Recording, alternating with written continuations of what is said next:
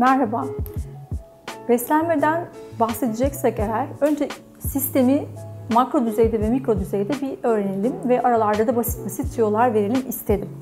Ne yiyeceğimiz, ne yemeyeceğimiz kabaca aşağı yukarı kestirebildiğimiz şeyler, bunları duyuyoruz.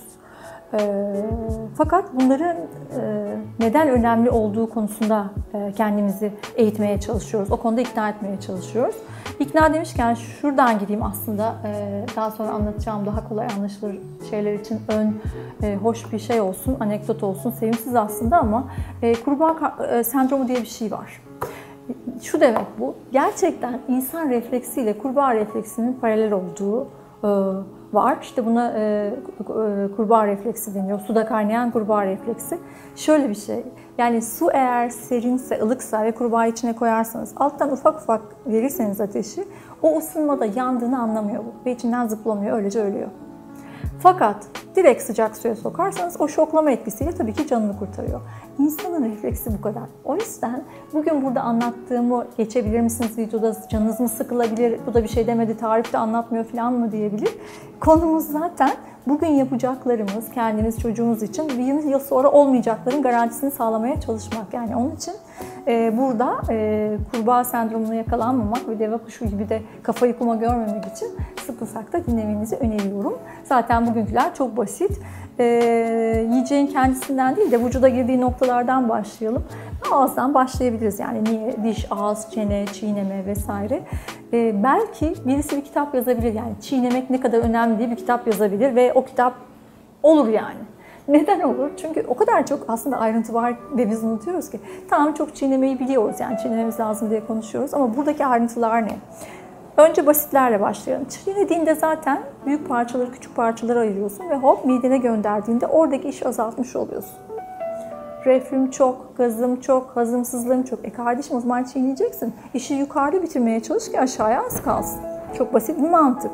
Hızlı yemene gerek yok. Ya da tadına daha çok vararak yiyebilirsin ki daha çok yeme arzusu görmesin. Dişler zaten o yüzden var, yani onları kullanman gerekiyor.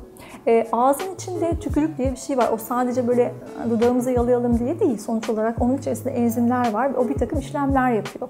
Amilaz diye bir enzim var, pitialin diye bir enzim var. Zaten ağız, hani hayvanların geliş getirmesi var ya, bizde yok okursak ama bizim ağza döndürmemiz lazım.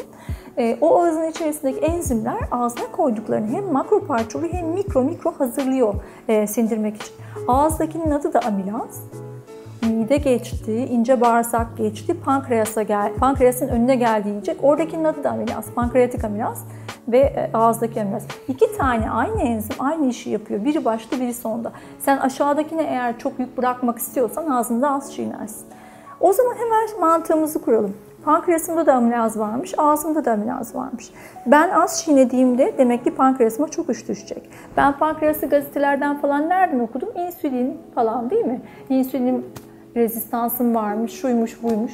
Pankreasın insülin yapmak gibi de bir işi var enzimlerin dışında. Demek ki sadece az çiğnediğin için pankreasını yorup o şeker işine pıt diye bir adım daha yaklaşıyorsun yani.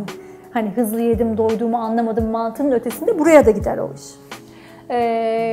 Ağzın içerisinde işte belli bir flora var. Şimdi o flora ile ilgili de çalışılıyor. Ona uygun önerilerde bulunuyor. Yani zaten bütün vücudun içerisi bakterilerden oluşuyor. Ayrı bir konu olarak konuşulabilir ama şöyle düşünün. Dişlerinizi fırçalamadınız, şekerli bir şey ya da karbonhidratlı, unlu bir şey yediniz, yattınız. Orada işte dişinde asit olur diye çocukluğunuzdan beri öğrendiğiniz şey yok mu? Çok şeker yersen dişinde asit olur. Bahsettiğimiz şey o işte. Karbonhidratlı kötü şeyleri yediğinde bakteriler de senin gibi şeker seviyor. Bakterilerin de metabolizmasının sonunda alkali olacağını, asit çıktığı için ağzında asit birikmiş oluyor. Onlar da gidiyor dişini çürütüyor. Çünkü aslında ağzın alkali olması lazım. Ağız pH alkalidir. Tamam mı? Buradan gidebiliriz. Bunu uzatabilirim yani. Mesela diyelim ki çiğnemek. Sebzeleri çok çiğnersek ne olur? Sebzelerin içerisinde kendi enzimleri var. Yani bitkiler zaten kendi kendini sindirebilecek kadar, yani enzimleriyle beraber geliyor. Sen onu çiğnediğin zaman onun enzimleri de yayılmış oluyor. Mideye iş bırakmadan, pankreasa iş bırakmadan hop diye o sistemi gönderiyorsun. Düşünsene, yani sebzeyi midede sindirmek de kolay ama sen sebzenin kendi enzimi kendinden gelsin istiyorsan ağzında daha çok çiğneyebilirsin. Mesela sebze yediğimiz zaman hep böyle duyarsınız ya, İşte beriler, mor yiyecekler, şunlar faydalı, bunlar bu kadar faydalı falan ya, ben de ısrarla söylüyorum. O mor yiyeceklerde ne vardı? Oksijen arttırma var. Vücudun oksijenini artırıyor. Oksijen eşittir alkali. Bunu ayrıca anlatırım. Oksijenini artırıyor. Oksijen zaten en temel şey. Oksijeni nasıl artırıyor o yiyecekler? Yiyince içerisindeki antioksidanlar vesaire vesaire kana geçiyor. Ama ağızdan da onlar geçiyor.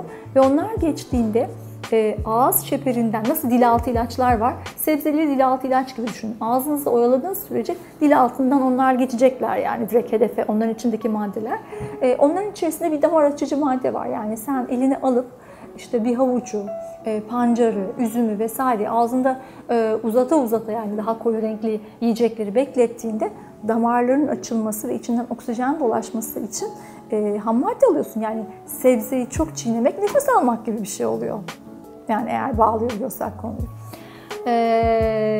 Hayvansal gıdalarda da aynı şekilde. Yani zaten hayvansal gıdaları sindirmek zaten zor.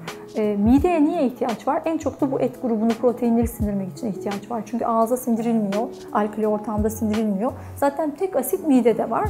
Midenin içinde işte o hidroklorik asit, HCl diye yazan asidimiz var.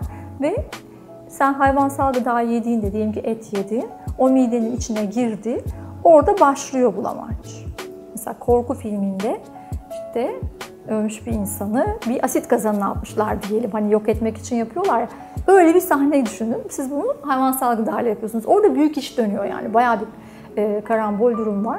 Şimdi bir sürü insanın reflüsü vesairesi var. Aslında asit fazlalığı varmış gibi oluyor ama hayır, sindirirken de asit eksikliği var aslında midede.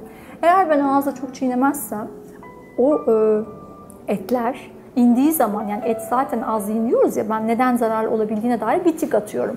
Midede sindirimi zor. Mideden çok mide asidi talep ediyor sindirilebilmek için. Çünkü o bulamaç eriyecek orada yani onun içerisinde. Artı eğer ağızda az çiğnedim, midedeki bulamaçta çok asit gerekti, yediğim şey hayvansal gıda, o asitli bulamaç, kimus deniyor buna, mideden çıktı, bağırsağa geldi. Midenin asitten koruyan bir bariyeri var otomatik olarak, hani reflü yoksa. Ama bağırsağın yok. Bağırsağa geldiği anda bağırsak pH'in o asit çok fazla. Normalde pankreas orada devreye girmese cart diye bağırsak delinir yani. O kadar onun için ağır bir şey. Pankreas ne yapıyor? Ne kadar mideden asitli bulamaç geldiyse o kadar alkali olarak vücutta başka şeyler için kullanacak olan o güzel temizlik maddesini üstüne döküyor ki orada onları tamponlasın, yani buffer. Asit alkali birbirini yok ediyor ya, şeye zarar vermesin. Mesela ülser ne demek, gastrit ne demek? O tamponlamanın yetmemesi ve mideden gelen asidin işte ince bağırsağa erozyon yapması veya midedeki reflü ne demek? Midedeki asidin hafif yemek borusunun dibine çıkarak orayı erozyon yapması, yani erozyon zedelemesi anlamında söylüyorum. Bunları mideye gelince bir daha anlatmak istiyorum. Çünkü burada nereden başladık? Ağzına aldığın lokmayı çiğneden başladık. Bunu her yerde duyarsınız. Biri 10 der, öbürü 20 der, ne kadar çoksa o kadar iyi.